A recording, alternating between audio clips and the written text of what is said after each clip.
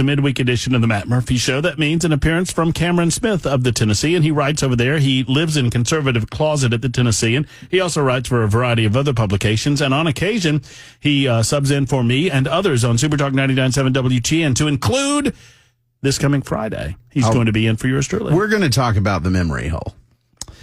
You know, we've been doing it, and I call it the reclamation of Candidate Zero. Thank you. I call her Candidate Zero because that represents the number of votes she's ever received for president of the United States so far. That's fair. I like that. Mm-hmm. And also I can imagine what can be and be unburdened by what has been, you know? I can chew gum and walk at the same time. Very similar. At the same time, I just want to further, and for those of you holding, I hear you. I see you out there, Christy, with healthcare. I see you, Mike, on the labor force, and I see you, Tom Davis, who wants to speed candidate. You know, we're speed candidating this week. That means no scheduled politicians all week long through Election Day. But if you want to call in as a politician, just call in on the regular line. We'll give you a couple of minutes. Just don't bore me. We call it speed candidating. I love that. Yeah. And Tom has done so. But I want to address something that you and I were discussing. As bad of a political candidate as Kamala Harris is, she's not Joe Biden. Correct. And we seem to be dealing with, in the mainstream media and amongst Democrats, starving people who have desperately needed something to get behind for some time now. That's true. And they have been thrown a cracker. And they have decided it is the most delicious cracker on the face of the earth. I thought they got rid of the cracker.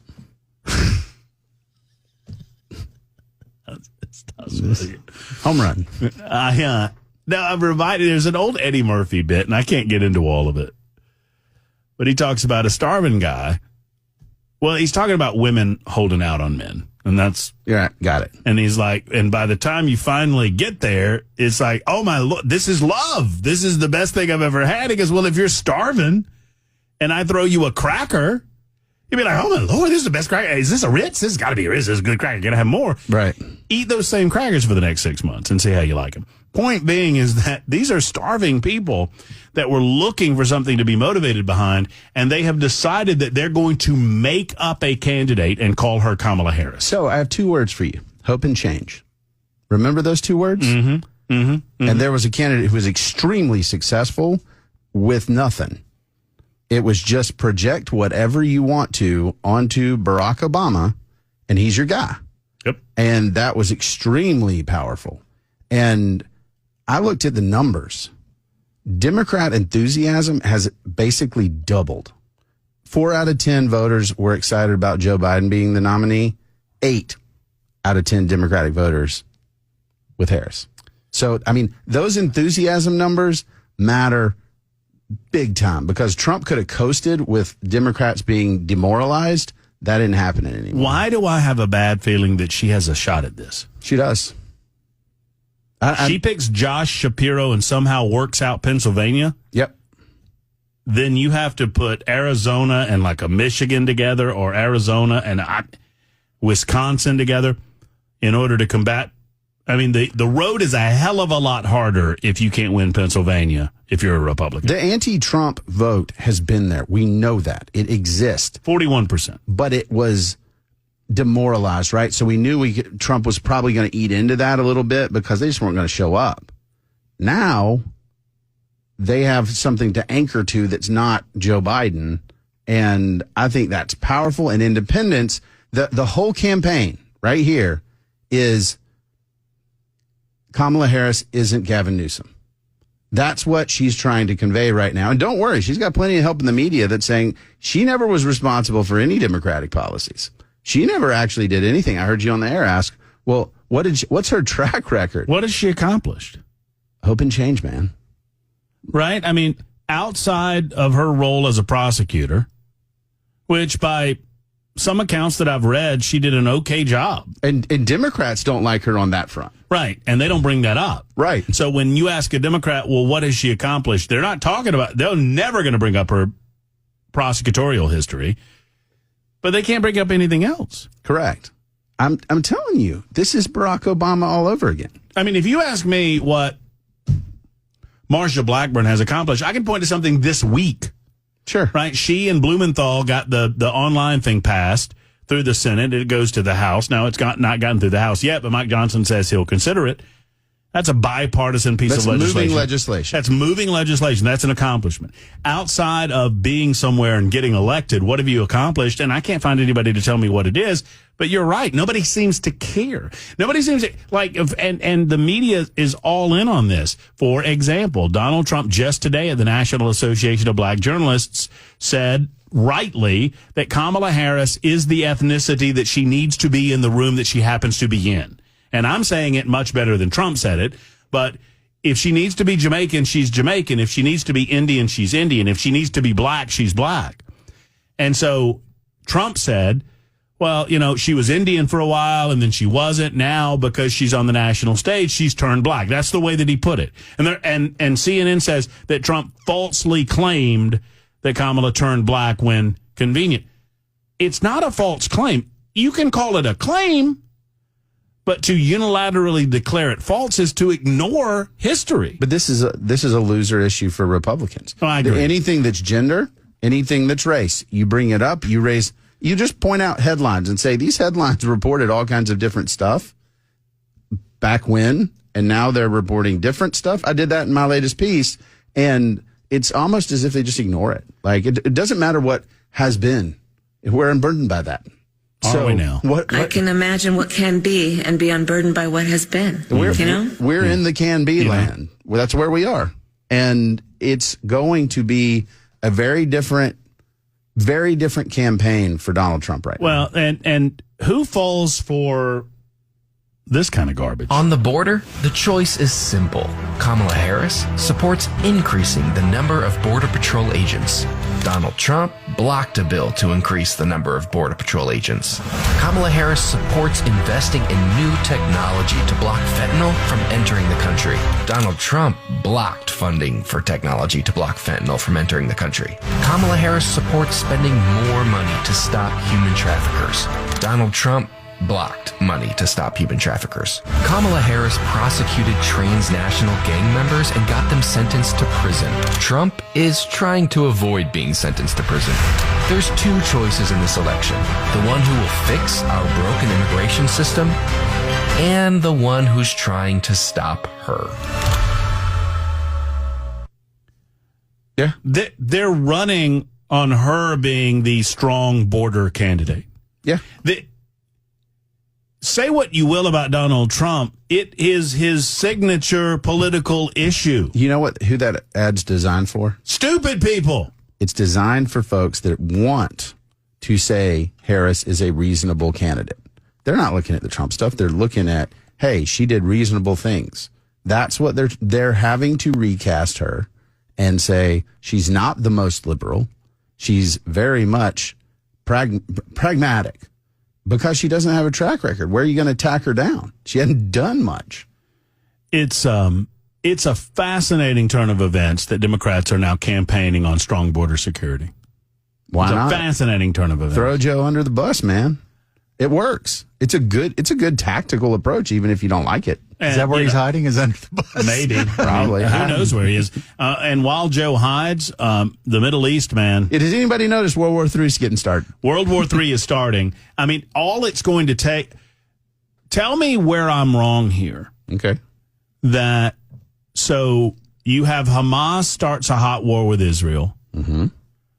Israel responds. They try to be as measured as they can. The international media immediately does what they do, and they turn against the Jewish community and they turn against the nation of Israel because the nation of Israel it's probably going to be Hezbollah and Iran. Well, no, what I'm saying, now I'm getting there. Okay. So it's Hamas and Israel, and then Hezbollah starts getting involved, and Hamas and Hezbollah are both funded by Iran. Now you have the Hamas party leader killed in Beirut, Lebanon. And so you get a little bit of Lebanon involved. So all it takes, if Iran gets directly involved in this hot war, yep. What happens if Russia backs Iran? You kind of see the battle lines being drawn. You see that? And then where does China go? China doesn't want to get involved, so China just sits back, but China can fund it. China's very smart. China will do cyber stuff. They're called malign activities. And they'll keep doing business with these with these countries so that they can keep getting the money so they can keep funding their military operations. China wants to weaken us. They do not want to fight us right now. And so being able to say, hey, we're just doing business with these guys. We're not fighting America. And then So the only way, and my argument all along has been, we have to be, from a negotiation standpoint, involved in as much as we don't want to get involved with boots on the ground. But if we don't show that we've got Israel's back, if we don't demonstrate that we're willing to go there, at least as much as they will believe us, then there might be a country like Iran willing to do the deed and go to war with Israel. What do we do at that point? Don't worry. Joe Biden's he's in good shape. Everything's fine, Matt. Everything's fine. I said this the other day. We're all the little dogs in that meme with the coffee mug and everything's burning and it's fine. Everything's fine. Everything's fine. Don't worry about it. Joe he's on the job. And I've seen mention on #NeverCNN of the Hamas leader being, quote, assassinated. I've not seen any mention of the possibilities of the escalation of this conflict and what America is doing about it. Where's Anthony Blinken right now? He was talking to Jordan and saying, hey, Jordan, let's figure out how to turn the volume down here and turn the temperature down. I just don't think... What? I don't think anybody in the region is... Israel's certainly not. Israel's saying, hey, look, you still have our hostages. We're going to eradicate Hamas. And Iran is basically saying, we have to eradicate Israel. Those are not moderated positions. They're not going to tone that down. My central focus is to support our allies and to keep us out of war. Those two things simultaneously. And if we don't support our allies, I fear we're going to fail on the second point. Right. Because we're going to be forced to come to the table militarily to try to help Israel out if these nations attack Israel. Well, that Hezbollah commander that Israel killed, we had a $5 million bounty on his head. Right. So I don't see how we can just sort of say, actually, we were just kidding. We were totally, we had a bounty on his head. But the Democrat nominee for president of the United States of America, what has she said about this? The president of the United States, what has he said about the assassination of the Hamas leader? We don't talk about Joe anymore. Oh, that's right. We don't care about Joe. Nobody cares where Joe Biden is. It's 2:19. Let's get to Christy in Ashland City. I was talking healthcare earlier. I named no names. But I did say that it would take me 6 months to get in to see a doctor, and it was frustrating. And maybe Christy has some ideas. Thank you for your patience, Christy. How are you? I'm fine. How are you, Matt? I'm doing well. Okay. I'm at work right now, so I have to be real quick because I held on a long time, which is fine. We have a lot of topics going on. But I want to say something to the politicians in Tennessee. I work in healthcare. I take care of seniors every day. I work with nurses. I'm a tech. And we're all fed up with it. And politicians in Tennessee, I'm not talking about Washington, D.C., Tennessee, need to wake up because these seniors are suffering. And guess what? We're all going to get old. We're going to get there. So, and people are getting a lot of diseases and disorders right now, and they can't afford insurance. I can't afford insurance, and I work. So I just want to say, Cameron Sexton, you just had on, didn't you? Hello? Yeah, I'm Cameron here. Smith. I'm here. This is Cameron Smith. This is not Cameron Sexton. Oh, I'm sorry. Well, I want to send a call out to him because I sent an email to his office to explain some things. He hasn't gotten back to me. But, I work in the workforce. I pay my taxes. We're just sick and tired of it. And politicians in Tennessee need to wake up because Tennessee healthcare is broken. And I see seniors struggling every day. And the ones I take care of every day to figure out how they're going to pay for things. And I really wish that someone would just wake up. I don't know what the solution is, but, we're all here. So I hope somebody hears. Instead of worrying about Democrat, Republican, they need to wake up because Tennesseans are suffering. And they always forget about the seniors. And, honey, you're all going to get old. You're going to be there eventually. And I watch these seniors just cry because they don't have the money and their insurance sucks. Plain and simple. That's all I have to say. Well, the medical industry and the insurance industry working hand in hand, it does kind of suck. And Christy, thank you for the call, and thank you for holding as long as you did. This might not go directly to the nature of Christy's call, but I want to say this too, that when it comes to our elderly and our seniors, I'm not casting aspersions at anybody when I say this, but I'm going to say it anyway. We need to look in the mirror. We do way too much. I wish, as a society, that we did more for our elderly people within our family units. Sure. That we did more for our moms and dads. The proliferation of assisted living facilities, and I'm not knocking any of those. Yeah. Culturally, I wish we were more like the Japanese. You know what the Japanese do? In terms of care of the elderly. They take care of their families. They do. They take care of their people. They take them in. Even if that means they don't get to go on vacations, even if that means that they have to pinch and save a little more than they otherwise would have to do.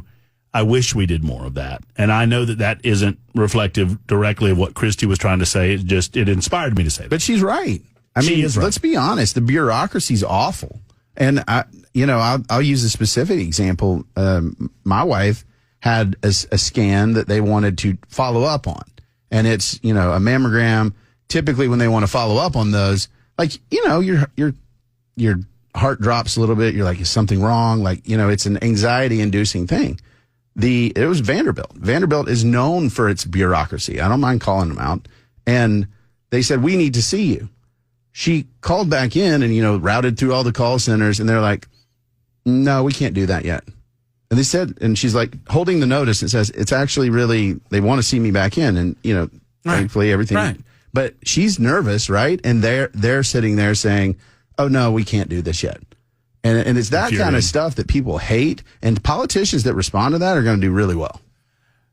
Tom, we'll get to you in a moment. Tom is speed candidating from the 4th Congressional District today. Gary, Pat, and Mike coming up. Cameron's with us as well. That's Cameron Smith of the Tennessean. He lives in Conservative Closet over there. It's 224 on Super Talk. WTN, I call it the dentist newscast on the Matt Murphy Show on Super Talk. You know why I call it that, Cameron? I do not. Because it happens at 2:30. 2:30? Yeah, like 2:30. What time's your appointment at the dentist? You are amazing. Thank you. I just really like that. Today, the business of our work is for the council to report on the work that has occurred since our last meeting across these areas. See? Kamala gets me. Time. What? Hey, give him the coconut tree. You're going to get the coconut tree treatment. You think you just fell out of a coconut tree? Yeah? You think that? Because none of us just live in a silo. I mean, come on, imagine. You can charge your phone on your way home from work. We can keep going. Imagine that. Imagine. But you know what? You just said something off air that you're right. That you get the best political consultants in America as long as she's willing to do what they tell her to do. She's not an alpha personality. Right. She's a beta. As long as she's willing, you sit her in a room and you say, you're going to do everything that we tell you to do the way that we tell you to do it. Do you want to win or not? Yep. And she'll do that. She's a politician in that Trump sense. would never do that. And that's, that's to his credit and to his detriment at the same time. It is. But she's doing that. The cackling's over. I promise you will never hear that stupid, unburdened comment again. Yeah. I can imagine what can be and be unburdened by what has been. Never again. Well, you'll hear it. I've done this with candidates. You sit them in a room and you just basically beat them to death. And you just say, you do this. This is one of your tics. If you ever do this again, I'm going to punch you in the throat. Right. You just let them know. And the good ones do what it takes because they want to win. Right. And when you repair all of that, the memory of the American people, especially the American people that haven't been paying that much attention. I mean, they pay attention enough to pop their hat on and go, don't like Joe, bye. And then go back into their hole. She's evolving. before their very eyes. We're evolving onto the newscast before your very eyes. Tom, I promise, Tom Davis has held for an hour and 20 minutes. God bless. You know what he's doing? He's walking through neighborhoods, pounding on doors, candidating. We'll speed candidate with him and others coming up in a moment on 231 on Super Talk.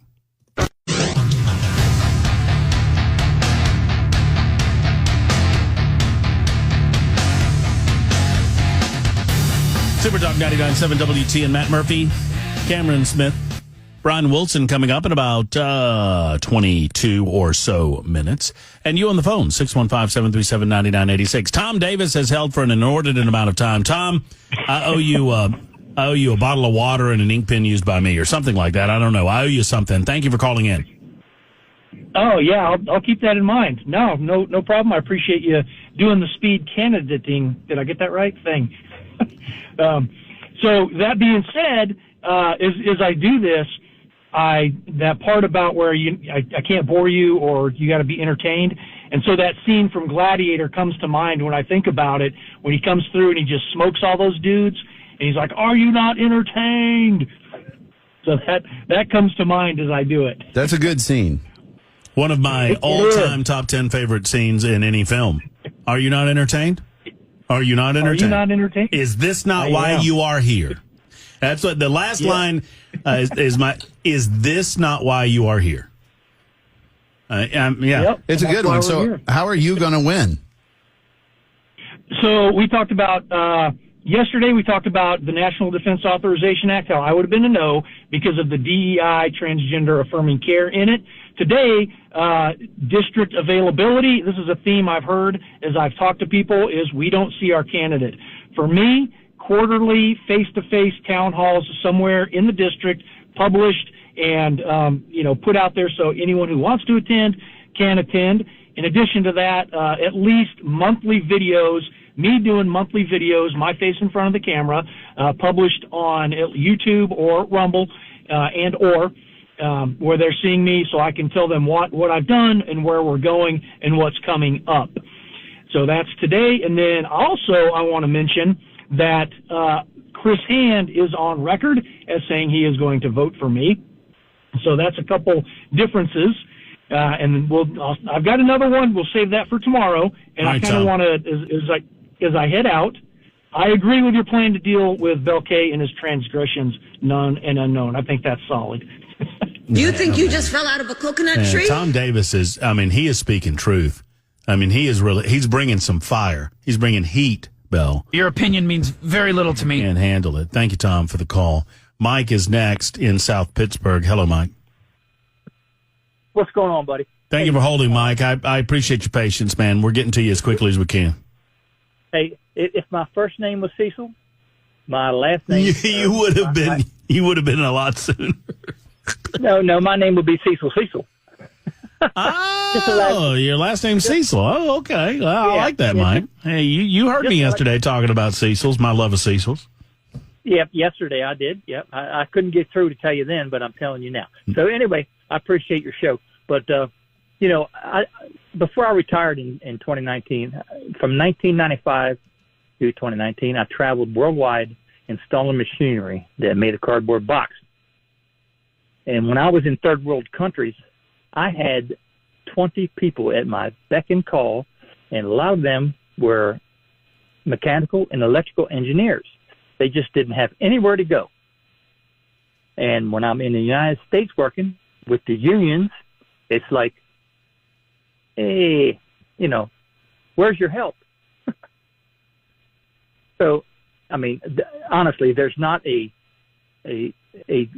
person that's having a house built in Tennessee where there's not Mexicans framing it. These people can build a house in a month, and I'm currently having one built. So, well, for the immigration issue and the southern border issue is not a matter of besmirching groups of people for their labor, and I'm not one to suggest that we don't at some point need to talk about immigration policy that includes visas that allow unskilled labor to come into the country to fill a void that sadly needs to be filled. But exactly. My premise has been from the beginning, we've got to deal with the first part before we can deal with the second part. The first part's the southern border. The second part is, do we have that void? Do companies legitimately need this labor pool? And if they do, then let's have a conversation about how to make that above board as opposed to under the table the way it is now. Yeah. Fair? Yeah, we have great legal processes for that already, and we just don't follow them. We just don't. Pat is next in Shelbyville. Hello, Pat. Hi there.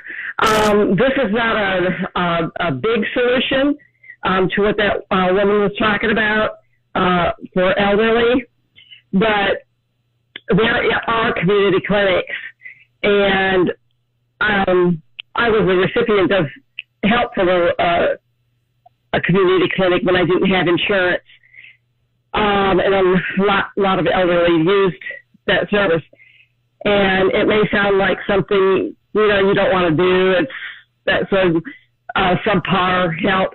But I'm telling you, I got the best care that I had ever gotten through community clinics.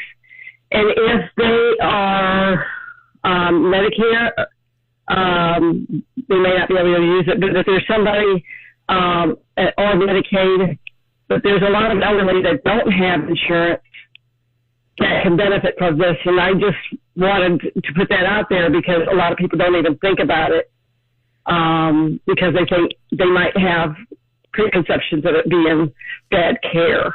But my personal experience, it was really top notch. These people wanted to help. And this was this in Shelbyville?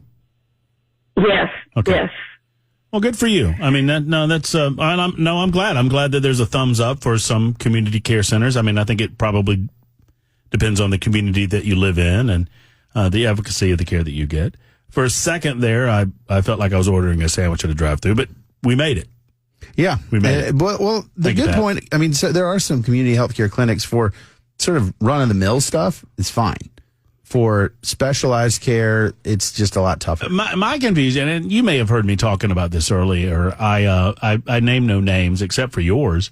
I did name yours. But I said, you ask around, and I asked Cameron, hey, what about your doc? Is he accepting? Yeah, I think he is. And I'm like, okay, great. And I call him up, and I'm not faulting any doctor. I'm not saying that it's anyone's fault, but it is what it is. In the primary care physician field, I get told, yes, the doctor is taking new patients. We're currently scheduling for January. Yeah. And I'm like, well, that's just that. Then I mean, my reaction to that is, well, then you're not really scheduling new patients. Not anytime soon.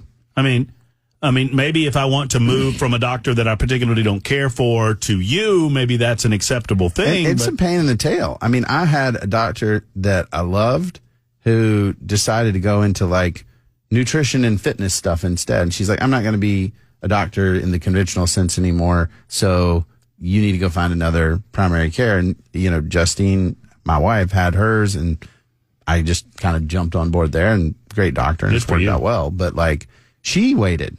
I didn't realize this. I called her the other day and I said, how long did it take? 6 months for her. And I mean, it's weird. I guess maybe I'm just the old guy on the front porch where I thought your primary care physician was the one you went to when you got sick. Get off my lawn! And a primary care physician is not the one that you go to when you get sick anymore. No. Apparently. Well, I've got a teledoc. That's urgent care now. Yeah, I've got a teledoc, doc in the box type stuff. That's where a lot of people go because now once you're in with a doctor and you're set up, you can, but it's hard to beat the convenience of just like, can you? Yeah. Yeah. See, once you're in with the doctor and you're I'm not talking about special treatment. No, I'm not either. I'm talking about just call up, hey, I'm sick. Can I get in this week? Yeah. I mean, I've done it. I mean, maybe it's just maybe unique. so. I don't know. Well, then how in the hell can you not see me until January? If I'm an existing patient and you're holding spots open for existing patients, then how can you not fit new patients in? I guess it's just they've got such a volume that they've already got to deal with. Do you understand what I'm saying? Yeah, you're saying that. I don't know how two things can be simultaneously true. You should have openings for people. If Cameron can call, and I'm not casting aspersions. This is just the frustration that I have, and maybe it's just a lack of understanding at all. Where okay, I can call my doctor and say, hey, I'm really sick. And they say, okay, well, it's Wednesday now. We can't see you till Monday. Okay, see me Monday. Well, if that's true, then that indicates to me that there have to be slots that you can fill. I'm sure that they basically, when you're a doctor as part of a system, they say you can have this many active patients on your roster, and so you cannot add until they drop off. Right. So they figured out the numbers, based on the number of patients they have, the number of people that they serve. They're like, well, we expect that we're going to see X number of existing patients per week. So we block that out. Whether they are filled or not, that's what they're there for. Right. And then we're only seeing this many new patients this day, this many new patients this day. And once those are filled, we're not going to expand that number. Right. It's a data analytics thing. I mean, I get it. Well, and from a legal standpoint, you have a standard of care as a doctor. And so, we've seen this where do doctors mess up? When they're redlining, right? When they're doing too much, too fast, that sort of thing. And so I'm positive all of these health systems have, here's your patient load, here's what's reasonable to expect, that sort of thing. And now I say, no. I say, docs, churn and burn them, baby. Churn and burn them. Let's go. Is that bad? Bell thinks that's until bad they're operating on you. Right. Well, right. If it's me, don't churn and burn me. Churn and burn the other guy so I can get in there before January. Yeah, and it is. I will say that is one difference that I've noticed over time is that it used to be like you'd have a conversation with your doctor, like, hey, I'm gonna.